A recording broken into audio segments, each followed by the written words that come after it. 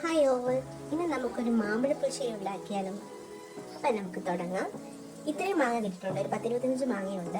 അപ്പം അതിനാവശ്യമായിട്ട് തേങ്ങ, വെളുത്തുള്ളി, ജീരകം ഇത്രയും ഒരു പാകത്തിന് എടുത്തിട്ടുണ്ട്. അത് നമ്മൾ മിക്സിയുടെ ജാറിലിട്ട് നന്നായിട്ട് അരച്ചെടുക്കണം. ഒട്ടും തരിയില്ലാത്ത രീതിയിൽ വെള്ളം ചേർത്ത് നല്ല രീതിയിൽ അരച്ചെടുക്കണം. അപ്പം നമുക്ക് അരച്ചെടുക്കാം. ഒട്ടും തന്നെ തരിയില്ലാതെ അരയ്ക്കുന്നതാണ് നല്ലത്. കാരണം മാമ്പഴപ്പുളിശ്ശേരിയുടെ ആ ഒരു ചാറിന് നല്ല സോഫ്റ്റ് ആയിട്ടിരിക്കുന്നതാണ് ഏറ്റവും നല്ലത്. തരി കൂടുന്തോറും അതിനത്ര ഒരു സ്വാദ് നമുക്ക് കിട്ടത്തില്ല. തരി കുറയുന്നതാണ് ഏറ്റവും നല്ലത്. നമുക്കത് വരട്ടിയെടുക്കാവുന്നതാണ്. ഇവിടെ നമ്മൾ മാങ്ങ അതിൻ്റെ തൊണ്ട് നമ്മൾ നല്ല രീതിയിൽ ചെത്തിയെടുക്കുന്നുണ്ട്. അതിൻ്റെ ആ യെല്ലോ കളർ പോർഷൻ പോവാത്ത രീതിയിൽ നമ്മൾ നല്ല രീതിയിൽ ചെത്തിയെടുക്കുന്നുണ്ട്.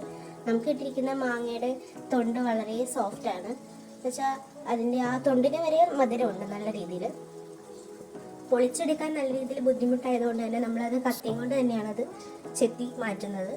കുറച്ചധികം മാങ്ങ കിട്ടിയിട്ടുണ്ട്. ഇത് വേനൽക്കാലത്തൊക്കെയാണ് ഏറ്റവും നല്ലത്. കാരണം മഴക്കാലമൊക്കെ ആകുമ്പോഴത്തേക്കും മാങ്ങയിൽ പുഴുവൊക്കെ ആയിട്ട് നമുക്ക് അത്രയും അങ്ങ് വിശ്വസിച്ച് അത് നമുക്ക് എടുക്കാൻ പറ്റത്തില്ല. ഇത് കൂടുതലും നമുക്ക് വീണ് കിട്ടിയത് തന്നെയാണ്, പറിച്ചെടുക്കുന്ന ഒന്നുമല്ല. അപ്പം തന്നെ പുഴുണ്ടോ എന്ന് നോക്കി നോക്കി വേണം ചെയ്യാനായിട്ട്.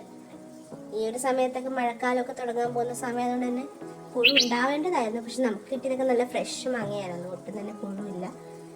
കുറച്ചധികം തന്നെ കിട്ടുകയും ചെയ്തു ഇത്തവണ. ഇതെല്ലാം വീണ് കിട്ടിയ മാങ്ങ കേട്ടോ. എല്ലാവർക്കും ഒന്നും ഇതിങ്ങനെ സുലഭമായിട്ട് കിട്ടണമെന്നില്ല. നാട്ടുമ്പുറങ്ങളിലൊക്കെ ഇത് വളരെ നമുക്ക് ഈസി ആയിട്ട് കിട്ടുന്നൊരു സാധനം തന്നെയാണ്. അപ്പോൾ അതിലിട്ട് നമ്മളിപ്പോൾ കല്ലുപ്പ് ഇട്ടിട്ടുണ്ട്, പഞ്ചസാര ഇടുന്നുണ്ട്, കുറച്ച് മഞ്ഞൾപ്പൊടി ഇടുന്നുണ്ട്, മുളക് പൊടി ആവശ്യത്തിന്, വെള്ളം ചേർത്ത് നമ്മളിനി ഇത് തിളപ്പിക്കാൻ പോവുകയാണെങ്കിൽ മാങ്ങ ഒന്ന് വേവിച്ചെടുക്കണം.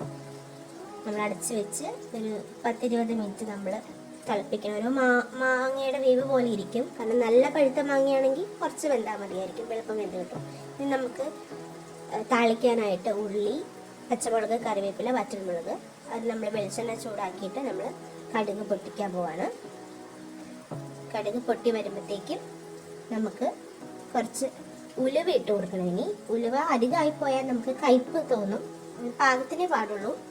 കുറച്ച് ഒരു നുള്ള്, ഒരു ചെറിയൊരു സ്പൂണിൽ ഒരു പാകം നമ്മൾ എടുക്കുന്ന മാങ്ങയുടെ ക്വാണ്ടിറ്റി അനുസരിച്ച് വേണം നമ്മൾ ഉലുവയും കടുകും താളിക്കാനുള്ളതും എല്ലാം നമ്മൾ കണക്കാക്കാനായിട്ട്. കുറച്ച് 4 മാങ്ങ ഉണ്ടെങ്കിൽ അതനുസരിച്ച് വേണം കരുതാൻ. ഒരുപാട് മാങ്ങ ഉണ്ടെങ്കിൽ അതനുസരിച്ച് നമ്മളുടെ ഇഷ്ടത്തിന് കണ്ടില്ലേ, ഇത്രയും ഉലുവ നമ്മൾ ഇടുന്നുള്ളൂ. ഒരു ഉലുവ അധികം ആയാലും അതിന് സ്വാദ് വ്യത്യാസം വരും.